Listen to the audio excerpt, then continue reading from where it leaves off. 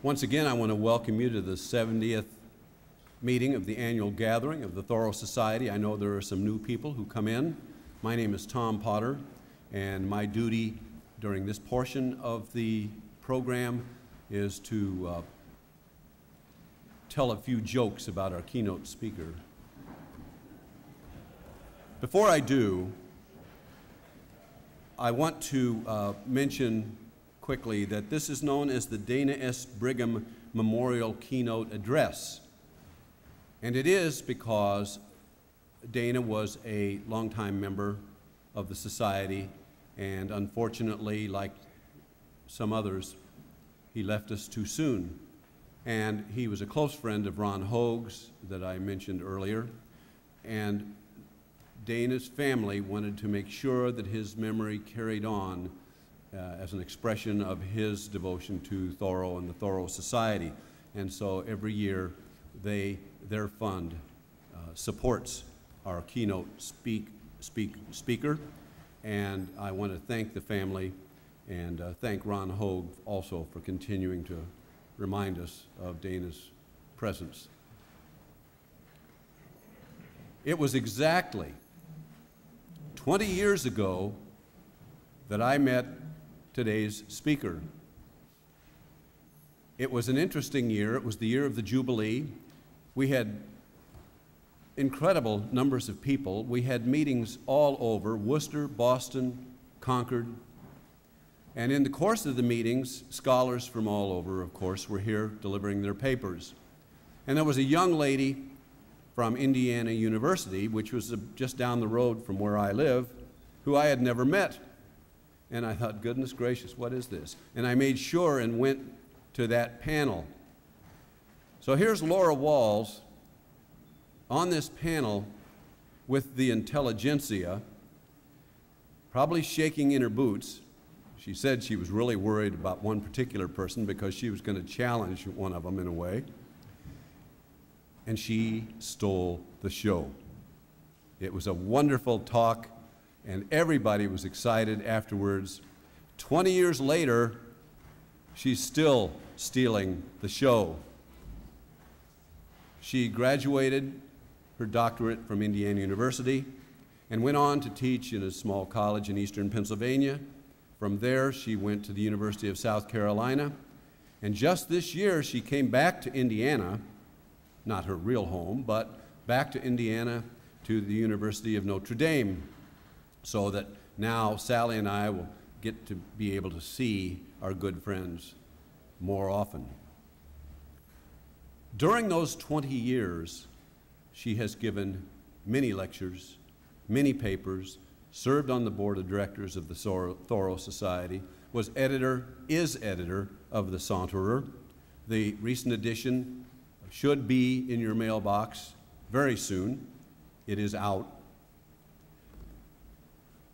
She also had time during her teaching to write a number of books, some of which you're familiar with and some perhaps not.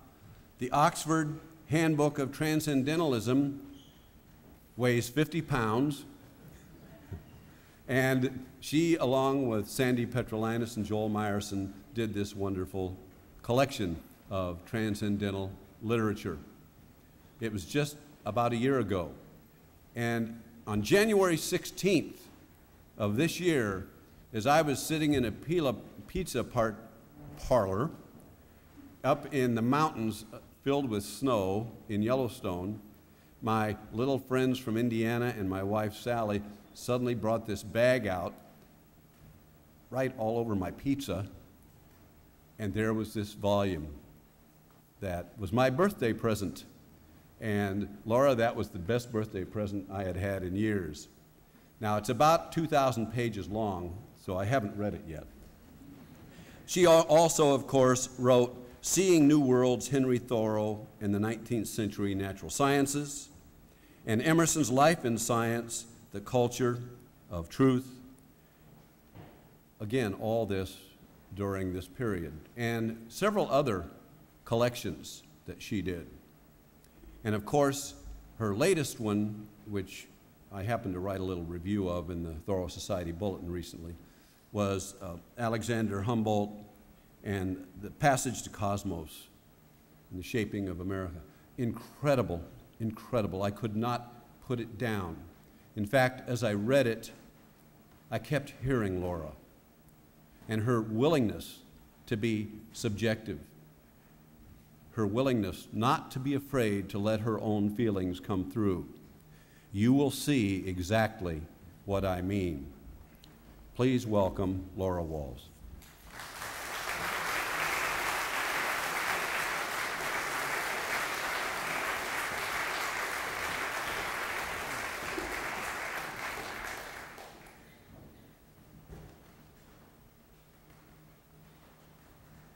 Thank you, Tom, and thank you for that introduction. I knew it would make me blush, and it has. If I speak like this, can you all hear me okay in the back? No? A little louder? Okay, good. Is that good? Yeah? Louder still? My goodness. Laura, excuse me, is that microphone? Let me see this thing right here. Okay. Good? How about this?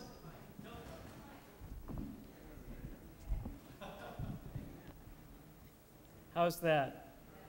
Sound test. Okay, good. Yeah, I want everybody to be able to hear this. I know how frustrating it is not to be able to hear.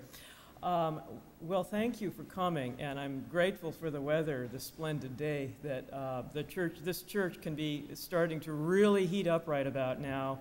And I thought about that as I wrote, so I hope that this lecture keeps us awake and alert even as the heat continues to build towards noontime. Yes, as Tom is remembering, it was 20 years ago this week that I first came to the Thoreau Society Annual Gathering for the 1991 Golden Jubilee. And what an occasion that was. And in the many Julys since then, I've watched with awe so many scholars and thinkers who I've long admired climb these stairs to this pulpit to delight us with their wit and their wisdom in a tradition that reaches right back to those who inspired us all, to the public lectures of Emerson and Thoreau themselves. So it's really very intimidating to join this company, and I want to thank Tom for his invitation, and I also want to thank in a nice gesture, I want to thank Brad Parker for presenting me with a portrait of my other hero, Alexander von Humboldt, to stay with me and look on today. And I want to thank all of you for joining us this morning and for giving me that most valuable of qualities, your attention. When I started writing this address, I began, as I often do, by turning over a few pages by Thoreau to sort of help me turn the crank and get started. This time I happened to pick up Life Without Principle, which turned out to be precisely right. Thoreau opens this address by criticizing a lecturer who failed. And the lecturer failed, Thoreau says, because he didn't describe things in or near his heart. He had no truly central or centralizing thought in the lecture.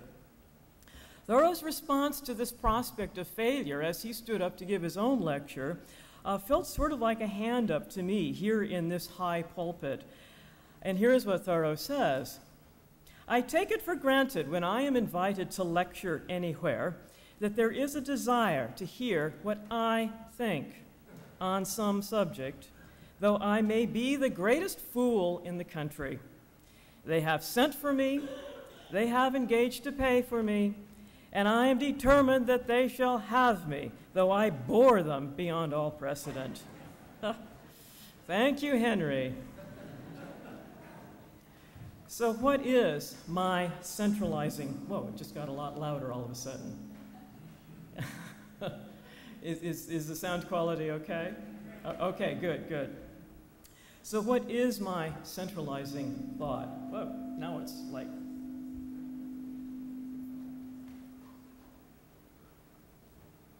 maybe not quite that loud? Okay.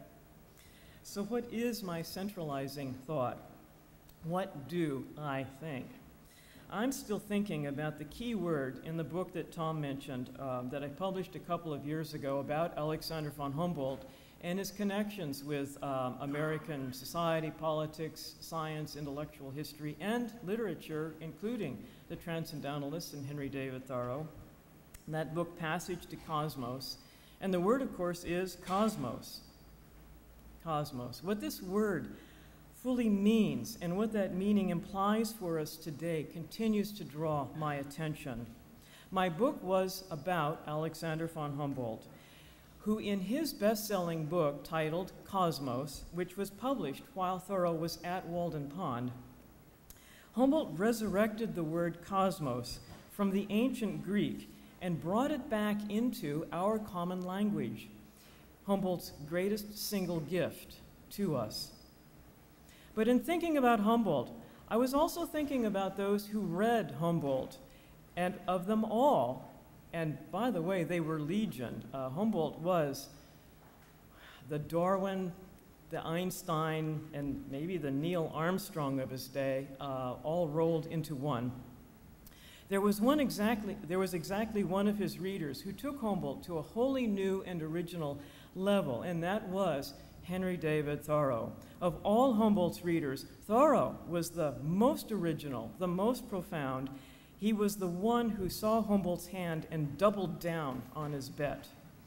Working my way around this has opened to me a new appreciation for Thoreau's achievement as a writer, and I decided, after I finished Passage to Cosmos, to embark on a telling of Thoreau's life, which seemed, to borrow a phrase, a good port and a good foundation for a further exploration of the meaning of that word cosmos.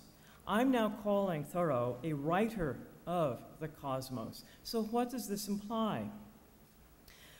Now, Humboldt's resurrected word cosmos turns up occasionally in Thoreau's writing. Indeed, as I paged randomly ahead from that initial opening of Life Without Principle to the next essay in the Princeton edition, Reform and the Reformers, I happened across Henry quoting this verse of poetry. Direct your sight inward, and you'll find 1,000 regions in your mind, yet undiscovered. Travel them and be expert in home cosmography. Well, this phrase, home cosmography, captures the productive tension driving the word cosmos, the vast extent of the cosmos versus the singular intensity of the observing and thinking mind. Each one embraces and engulfs the other simultaneously. As Emily Dickinson says, the brain is wider than the sky, for the brain can contain the sky with room to spare, yes? Even though it's also true, as her contemporary Charles Darwin says, that the cosmos contains and shapes the evolving brain. At the center of this dilemma is the cosmopolitan traveler, the thinking mind set at loose in the world. Thoreau imagines the cosmopolitan as, quoting Thoreau, a pilgrim, travel-worn, who could speak all tongues and conform himself to the customs of all nations, who carried a passport to all countries and was naturalized in all climes, who never retraced his steps nor returned to his native land, and was reputed to have traveled farther than all the travelers.